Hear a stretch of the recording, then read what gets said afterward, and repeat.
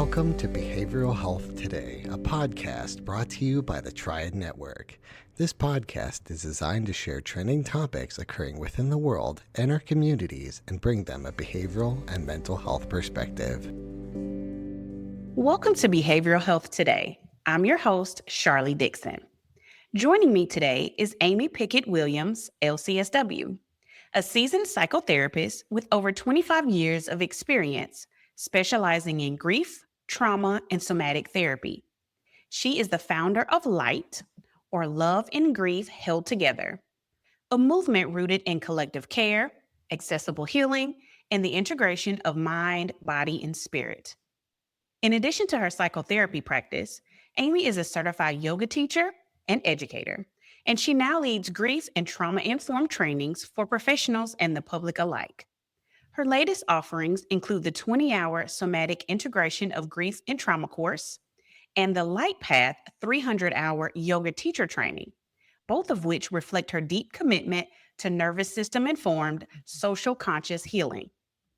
Amy has worked across medical, school-based, and private settings, supporting clients of all ages through some of life's most challenging moments. In this episode, we explore how somatic practices, nervous system science, and social justice intersect in Amy Pickett-Williams' trauma and grief-informed trainings, including her upcoming courses centered around grief and trauma-informed yoga teacher training, designed to support both personal healing and professional development. Amy, welcome back to the show. It's so good to see you again. I am super excited to meet and talk with you today. Absolutely. Just like I mentioned, you've been here on shows with us before, but some of our listeners may not be familiar with the LIGHT movement, and some of them are. So for those that are just tuning in or hearing about it for the first time today, can you share what your mission is behind the nonprofit? Absolutely. So we have a mission and vision to support all people with all types of grief and loss. Our 4 goals are to remind people they're not alone, to teach the science of grief and somatic tools to support integration and finding meaning and purpose. It's not to say that we think things happen for a reason. We know some religious traditions believe that. We're not a religious nonprofit, but it's more about when something has happened, how do we integrate it into our mind, body, spirit, and be able to continue to walk forward, right? Knowing it's always a part of us. Our 3rd is connecting with other resources. So we connect with other nonprofits and people that support people with grief because we have specific programming that we do, and it doesn't encompass everything for everyone. And the 4th is to stand in solidarity for all people, all types of grief and loss with a social justice lens. So to ensure that as we teach things, people in different communities and cultures will morph it to what works for them. And I always like to give the example, we have a volunteer in Nigeria, and she said, in my country with the genocide, we sing. And I said, that is a beautiful somatic tool. It stimulates the vagus nerve. And so really encouraging people to morph what we teach them to what works in their cultures and communities. Wow. I love that you are teaching people that it isn't just one way to deal with grief and to deal with trauma, and being able to, take that lens and use it in other cultures and other parts of the world, because we don't all process things the same way. That's beautiful. Mhm. Thank you. Thank Absolutely. you. So you've got some exciting new offerings coming up here recently. One of those I hear is the Light Path, the 200-hour trauma and grief informed yoga teacher training. Can you tell us more about that? Give us a brief overview, and then what participants can expect. Absolutely. So it's called our Sage events, and it's called Somatics and Grief Embodied. And we have 3 different offerings that weekend. The first is a grief retreat, which is for anyone experiencing grief. The second one is a continuing education training that is a part of the yoga teacher training, which is super exciting. So people that need continuing education, the credits that are social workers, psychologists, nurses, chaplains, the first 20 hours of the yoga teacher training is continuing education. So people may not be interested in the yoga teacher training, and they may do the 20-hour CEs and then leave, and they'll get a lot of information on the science of grief and somatic tools. Or people will continue on the path. And the first part is in person, and it's in the beautiful Black Forest in Colorado Springs. And it's for 3.5 days for the continuing education training, and about 5 days in person in the yoga teacher training. And then it's virtual, so you can live anywhere you want for the rest of the time. And what's going to be incredible about this program is it's 200 hours plus 100 hours yoga continuing education certification. So it equals 300 hours. But the way Yoga Alliance works, it's intro yoga teacher training where you can go out and teach it. But we did not believe we could do it justice. Grief and trauma informed yoga teacher training. So it's an extra 100 hours of continuing credit within Yoga Alliance, because any normal yoga 200-hour training does not give time and space for the extra piece that we want. And the part that's so unique about our training is there are some other trauma-informed yoga teacher trainings, but as far as we're aware, there are no trauma and grief-informed yoga teacher trainings. And our hope is for people to take this training and offer it in the place that they work or volunteer. So we're hoping school teachers and school social workers and school psychologists will take this training. I will say in my private practice, I utilize yoga tools all the time. Where the yoga teacher training is going to include a children's yoga perspective on it. It's going to include a piece of neurodivergency as well, which is so important. It's going to include adaptive yoga. So people even in a wheelchair will be able to take our training. So we know that if you can breathe, you can do yoga. And so that is our hope. We have dynamite teachers that will be teaching this program. And it's a chance to really get these somatic tools out there for people, hopefully all over the world, that will be interested in taking our training. That is awesome. And I mentioned this before, right before we started recording for the show, but in my experience as a school social worker, the school that I was working in, we were just about to start bringing in more yoga techniques. And I'll be honest, as a school social worker, I was a little nervous that I had hardly any experience doing yoga, much less trying to teach these skills to my students. Is this a program for someone who has yoga teaching experience? Can you come in with absolutely nothing, maybe not even being able to do yoga yourself? 100%. It's both. So we believe we'll actually get some yoga teachers in that never had trauma and grief informed, and we're deeply discounting it for them because we feel like it's so important to learn these trauma and grief tools within a yoga teacher training. It can be someone that's never done yoga before, and they're going to learn all about it as well. And it's for really, truly any professions. I mean, we may get some people that take the yoga teacher training and end up going into a studio to teach. And that's awesome to have that trauma-informed lens. Our sense is we're going to get a lot more educators, mental health professionals, medical providers, and chaplains that will say, you know what, I want to bring this into what I'm already doing. That's our sense of what the people that might be catered to our program. Obviously, we'll welcome anyone. We believe any yoga class that's offered out there should have a trauma and grief-informed lens anyway. But we hope we're catering to professionals as well that say, I want my clients, I want my students, I want my patients to better understand how to work with their bodies, and so that they can work towards integrating grief and trauma. Absolutely. I past was in school social work, but now I work in the medical field.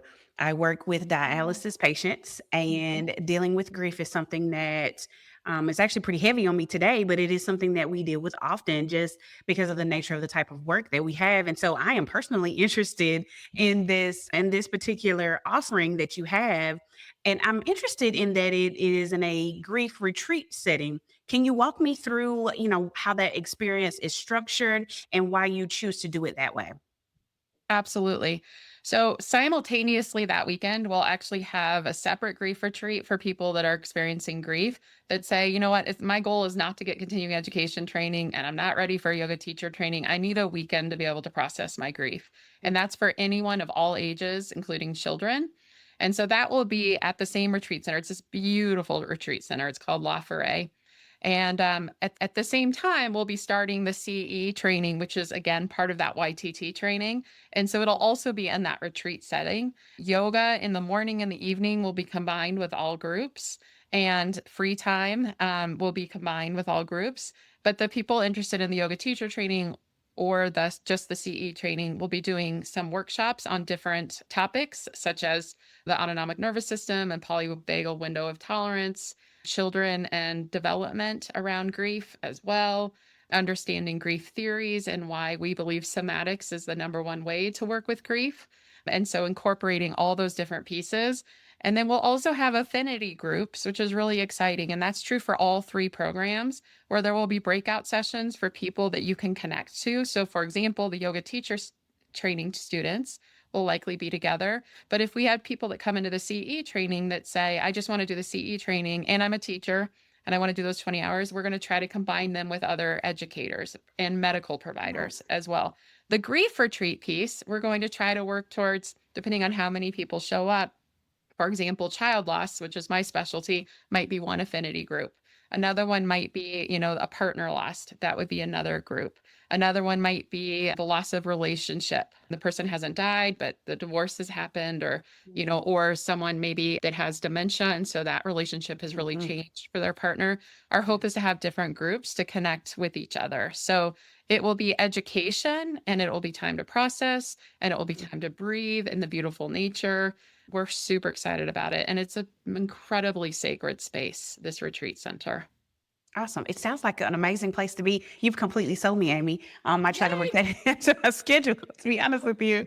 And it sounds like the somatic approach that you use towards grief and trauma really differ a lot from traditional clinical talk therapy type of models. Can you talk to us a bit more about those differences and why you use them? Absolutely. So traditional grief models really were that top-down approach. So really that talk therapy. But what we know around the vagus nerve, the 10th cranial nerve, that's bidirectional highway, it actually communicates brain to body about 20% of the time and body to brain about 80% of the time. So even though I was trained and many of us were trained to do talk therapists, we know that works about 20% of the time. And so we have to work with our body. And what we know is that when we have, especially traumatic grief, our nervous system goes into this place of fight or flight, or goes so intensely into the place of dorsal where we're no longer able to really move, or that hypoarousal place. And so when we're in those trauma states, we release a lot of cortisol in our bodies. And if it continues and we're not able to release it and let go of it, it can contribute to things like heart disease and cancer and diabetes. Yes. And so if we're only talking, we're not working with those cortisol levels in our body, right? And so we have to learn movement practices, whether it's breath, whether it's through vibration of singing or humming, or gentle movement of the body through yoga or walking or swimming. And, there's so many different ways that we can do that. Cooking, art, there's so many ways where we can use our body bidirectionally. So both sides of the body, we can stimulate the vagus nerve through longer exhales and acupressure points and singing and humming. And we can utilize our bodies through a contraction and expansion, the pendulating of expanding out and contracting in. We do a lot of that in yoga, but we also do that with walking and swimming. And so if we utilize those three somatic frameworks, we can work towards integrating it within our body so that hopefully we can continue. And an analogy I always love to give, I've given it on these podcasts, and it's so important to me, is that we don't heal from grief, but we can work on healing and growing. But it's not a final process. Yeah. And so the example we love to give, and it started with Lois Tonkin, who wrote an article back in 1996. And she was working with a patient who had experienced the death of a child. And the woman said, "My grief does not shrink, but I continue to grow around it." And so if you think about like a tree being struck by lightning, that lightning strike has a scar in that tree. That scar will never, ever, ever shrink. But with tender care, co-regulation and connection and somatic tools, our tree may continue to grow. Wow. That's a really amazing analogy that you've put together right there, because that is really how grief is. Like it leaves a lasting mark on you, but over time, if you work through it, you're able to, again, grow around it and continue to prosper, even with that, that scar that is left with you. It's awesome. Mm-hmm. I really appreciate that you are able to incorporate both scientific and somatic practices. Again, that's not something that, people typically get from traditional talk therapy. It is generally just that conversation, which, not saying that it's not important and not helpful, but being able to, really connect the mind, the body, and even some of those spiritual aspects is really important to helping people, heal through that grief and trauma. That's right. That's right. And the spiritual practices, what's so fascinating, and I love talking about this, is that every spiritual ritual is somatically based. Mhm. So whether you have mala beads, rosary beads, walking a labyrinth, you're standing up, sitting down, you're communing with others, right? Those are all rituals that are somatically based. And so there is that spiritual piece that's connected, whether it's a higher power, whether it's the divine within, whether it's a combination of both, right? There's that very important piece that is work that we utilize in grief work quite regularly. Awesome, awesome. And as I started to do a bit more research into who you will collaborate with during your these upcoming trainings, there's a long list of folks, experts in different fields that you will be collaborating with. Walk me through who else is participating and what each of them bring to the experience, and discuss just their expertise. Absolutely. So, yours truly will be a part of it, the founder of Light, and have had 25 plus years of working with grief and utilizing somatic practices. Katie Matei, she is our board president. She's a clinical psychologist, and her specialty is working with child loss. And will bring a lot around developmental theory through the ages because we believe it's important not only in our CE training, but also for yoga teachers to understand the developmental pieces of grief from throughout the age, from infant through geriatric ages. We have Alex Ament, who's a clinical psychologist. She's also a yoga teacher, and her specialty is working with neurodivergence. And so she'll bring that piece. We have Joanne Lutz, who is an author and has been a social worker and yoga teacher for almost 50 years. She's written an incredible book, and she's going to be talking a lot on the autonomic nervous system and polyvagal theory and window of tolerance. We have a woman named Pooja Adi, and she is a phenomenal yoga teacher. She has 2 master's degrees in psychology. She has the highest level of yoga teacher training, and she brings incredible culture to us as well. She's from India. She'll be leading it. We have Lisa Tice, who was my yoga teacher several years ago, Wow. who brings incredible awareness of yoga philosophy and yoga history. And we have another woman named Jenny Warner, who has been a children's yoga teacher for many, many years. She'll be bringing that. And we have a woman named Sammy Matei, who's the daughter of Katie Matei, who's been teaching adaptive yoga. And she works at Mhm. Craig's Hospital, and so works with people that are completely paralyzed. So like I shared Wow. earlier, if you can breathe, you can do yoga. And Wow. that is the goal of our training, is to teach people like these tools are accessible to everybody. Everybody. We'll be right back after a word from our sponsor. Whether you're a longtime or first-time listener to Behavioral Health Today, you're probably familiar with Triad, the company that brings you this podcast. But you may not know that Triad also hosts a community for current and aspiring behavioral and mental health professionals, featuring trending content and education and career resources, all for free. If you are a behavioral or mental health professional, or you're studying to become one, join more than 80,000 people on Triad by claiming your free professional account today. Visit us at hellotriad.com/BHT. That's hellotriad.com/BHT, and join the Triad community today.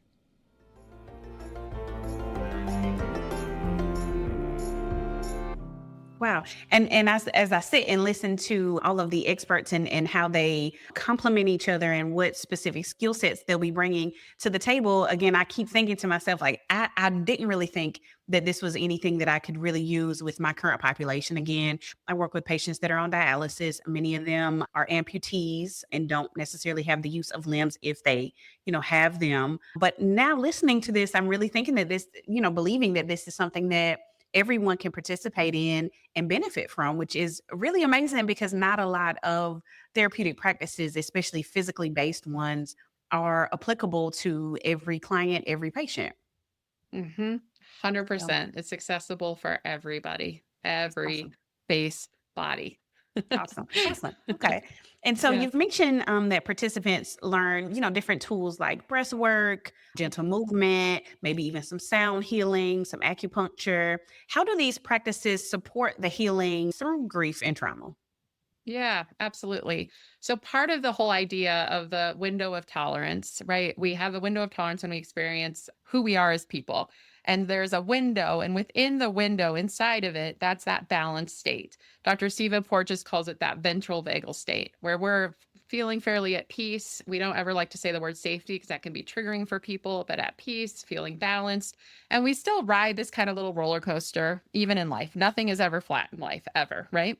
And then all of a sudden, something happens and it brings us to this state of stress, of trauma and grief. And we go outside of our window. And so we go to that sympathetic state, that fight, flight, freeze response, and that sudden freeze, right? If we get stuck in there for long periods of time, we can drop actually down in below the window to that dorsal state where we're immobile and hypoarousal, where life, we just don't want to get out of bed. You know, one mama I worked with after her son died stayed in her closet for days on end because she's just like, I can't. And so whether you're in that dorsal state or that sympathetic state, these tools, if you can meet the person where they're at or meet yourself at where you're at, you can utilize these tools to help you get back into that window of balance, that window of peace.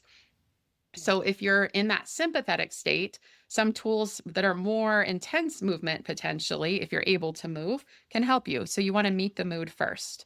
I have 3 mentors and friends that I can call that are, I'm so fortunate. Amy Weintraub spoke a lot about meeting the mood, and Dr. Ariel Schwartz and Joanne Lutz, who's teaching with us, have taught me a lot of things over the years. And so if we're in that sympathetic state, we want to be able to move our body or do some more intense breath work to help us meet at that place, at that sympathetic, or in yoga terms, rajasic state, to help us get back into our window.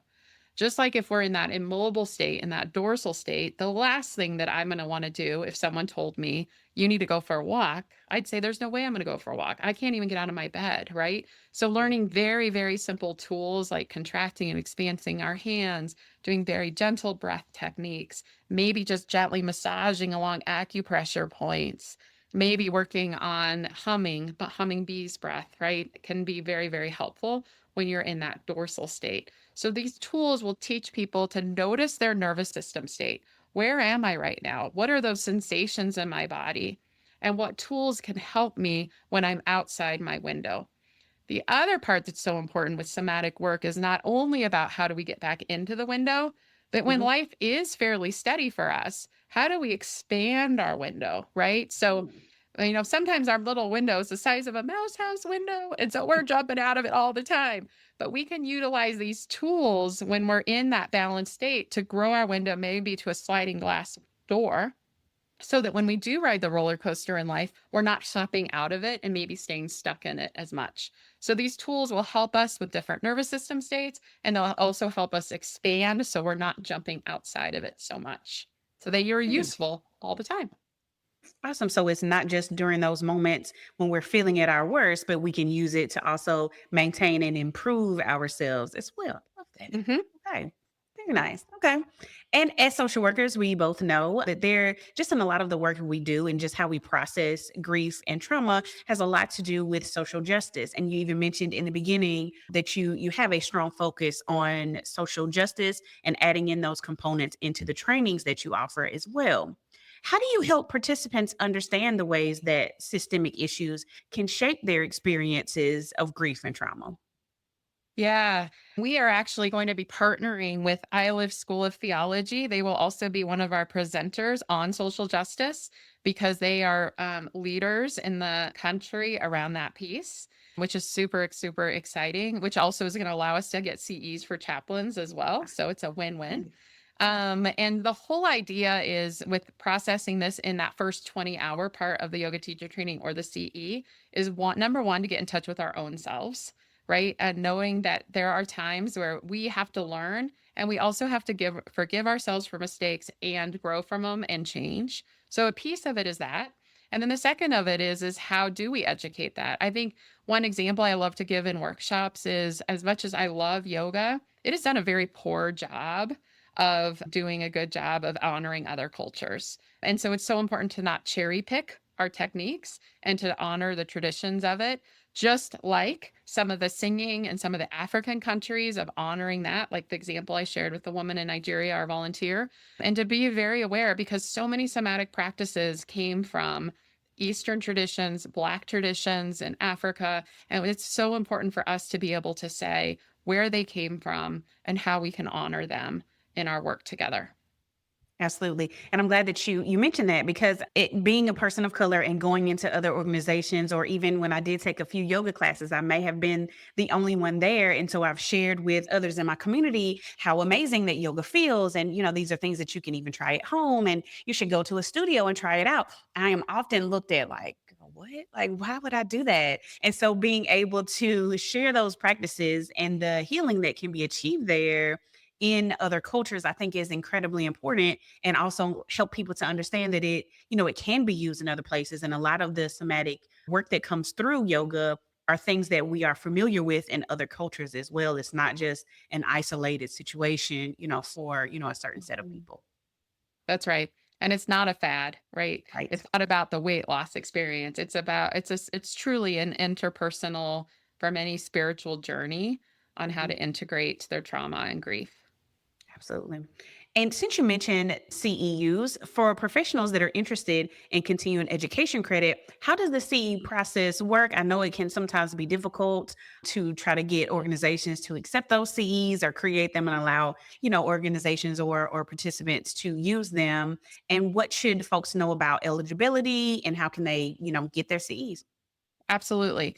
So they're able to, we have through a program called SCA in California. So these are for the live credits. So people Okay. that are attending live with us, and it includes the APA. So all psychologists could get it.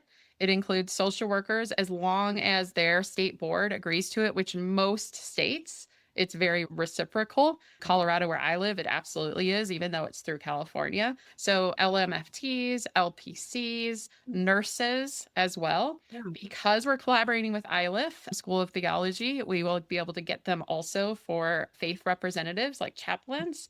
And then our goal is also to try to get it for educators as well. We're in the process of getting them for victim advocates too, and maybe even EMTs. Like, our hope is to get as many possible continuing education credits as we possibly can. We're a volunteer-run organization, so we're always looking for volunteers that are in their field to say, yeah, this is how you do it. And we'd love, so if people are listening and they say, oh, I'm a paramedic, then help us figure that out, right? Funeral directors is another one we want to do. That is really interesting. I wouldn't have really thought that, but it makes complete sense, because, of course, funeral directors are working, directly face to face with people that are experiencing grief, at their rawest moments. And so to be able to assist them through that process will probably be life-changing for everyone involved. It's amazing. That's right. That's right. Nice. Yeah. I mean, it's the one human condition none of us are immune from. Mm. And we clearly, in our country and our world, are not doing a very good job of integrating it personally and collectively. So Absolutely. we hope we can change this in our world. Nice. So, Amy, can you talk to me a little bit about some of the success stories, and what types of transformations have your participants seen? Absolutely. Wednesday morning, I offer a class through Light. It's all donation based. A lot of people don't pay. It's virtual and in person, actually. And what's been interesting is it's a gentle class, and I've had all ages in my class, but I've had a number of women and men that are 70 and above. And so I have some people on mats, some people on chairs. And what's been incredible, and a lot of them are grieving, right? A lot of times it's their partner that has died, and that's the reason they show up, especially that population. And they start out by saying, after the first yoga class, wow, I feel kind of relaxed. I feel good, right? And then by the second or third one, they say, I'm starting to notice that during the day, I'm able to do a little bit more without being stuck in that like dorsal state. They don't use the word dorsal, but being stuck in that state of being in bed. I actually want to get up now in the morning. I actually want to maybe do something with a friend, right? So that has been phenomenal. And one beautiful thing about our yoga class on Wednesday mornings, we've had to take a break because our interns stopped and we're getting new interns, but we offer tea afterwards. And that has been an incredible journey for them too, because they do yoga and then they share and they tell their stories. It's not a therapy group. It's just a time to say, yeah, I noticed in this class, or did you hear what happened on the news? And I'm really stressed, but I'm starting to use these tools outside of yoga, right? I'm starting to practice this breathing tool, and it's helping me from what I just heard on the news or what's going on politically in their country right now and world. Absolutely. And again, I keep thinking to myself, like, man, maybe I need to start a class for some of my patients. Because Yes. again, these are things like my patients are, in the dialysis world, Mhm. most of the time patients come to us, they've, crashed into the hospital and their body isn't working and they are grieving who they used to be. And that is Yes. a difficult process as you must come and sit in this chair in one space and you don't get to move and you're there for 4 hours, 3 times a week. It is an intense lifestyle change. And I work with patients as they grieve who they were and who they are becoming and trying to merge the two of those lives together, all while they see the person that sits next to them and their health may be continuing to decline. And so it is a lot of mental health therapy that goes, but again, it is talk. And I find this interesting because that's something that I could bring to them physically to help them through this process as well. Thank you for sharing that. 100%. Yeah. And it is. It's, the loss of a human or a pet, but it's also Mhm. loss of health, loss of Yeah. safety, loss of sense of peace, loss of identity, Hmm. right? I mean, sometimes when the school year starts, we get some young moms into our classes that are like, Yeah. my baby's in kindergarten now Mhm. and my life is changing, right? And so there's Absolutely. just so many areas of loss that we experience. And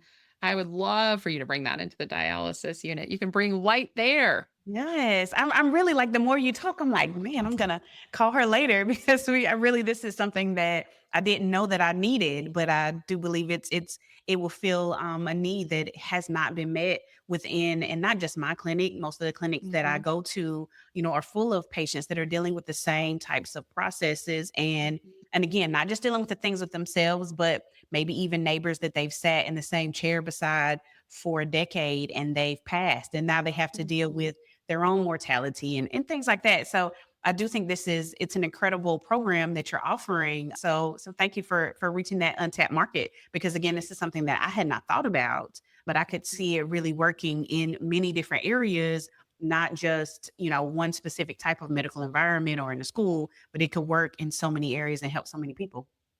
100%. 100%. Yeah. Nice. Yeah.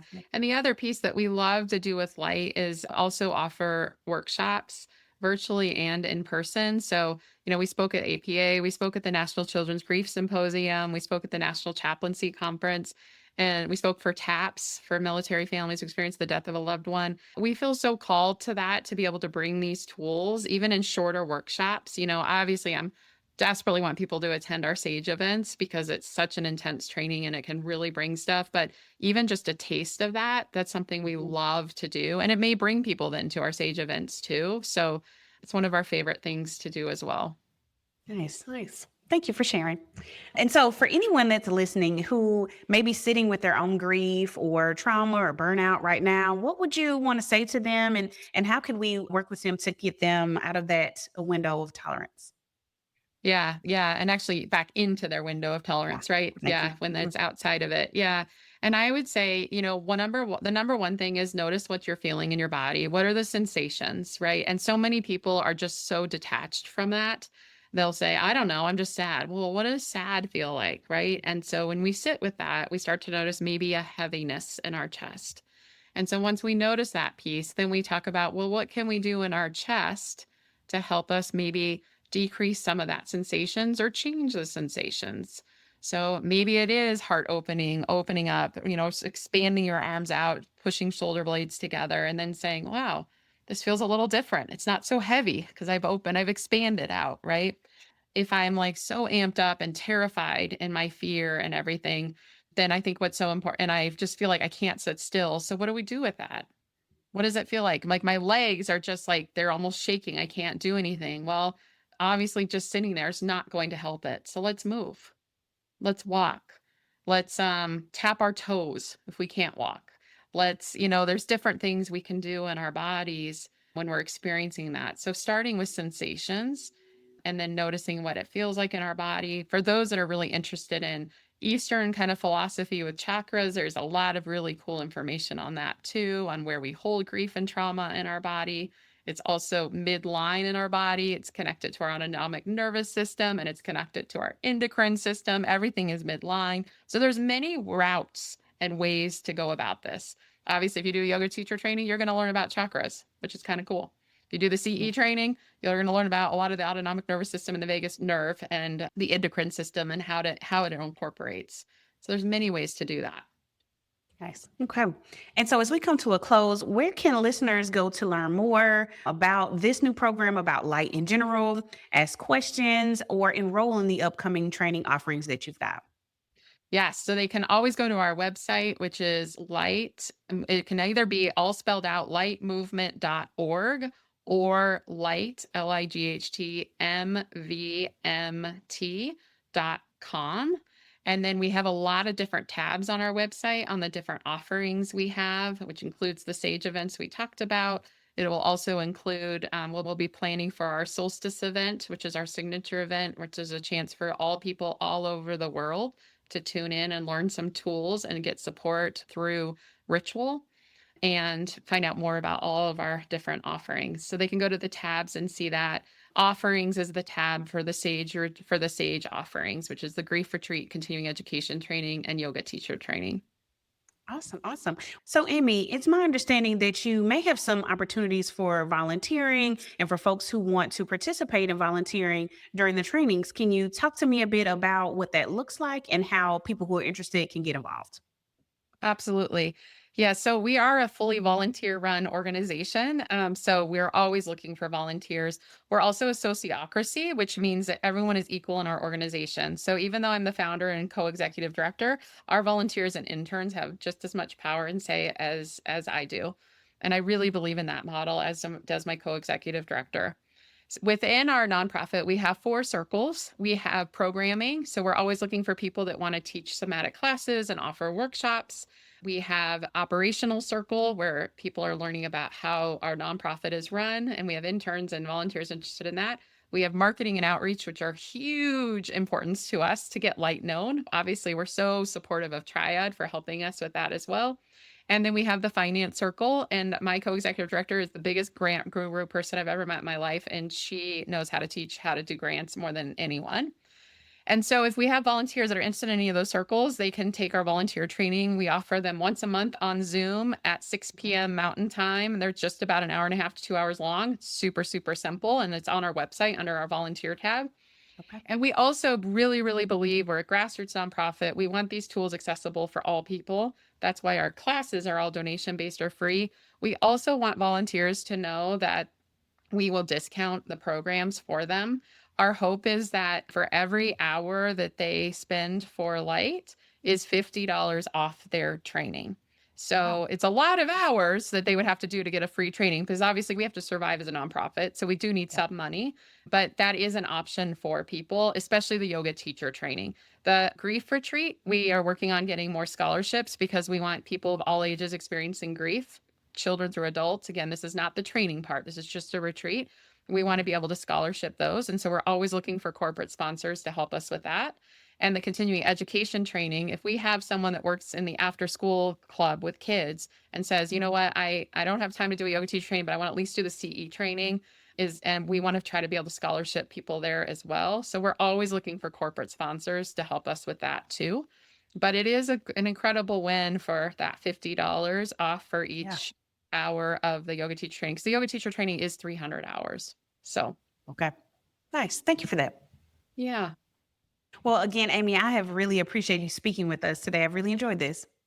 I have loved it too. Thank you. I love your enthusiasm. It means a lot. Absolutely. And thank you to our listeners for taking the time to join us. You can follow us on our social media at Instagram, TikTok, LinkedIn, and even on YouTube at Behavioral Health Today.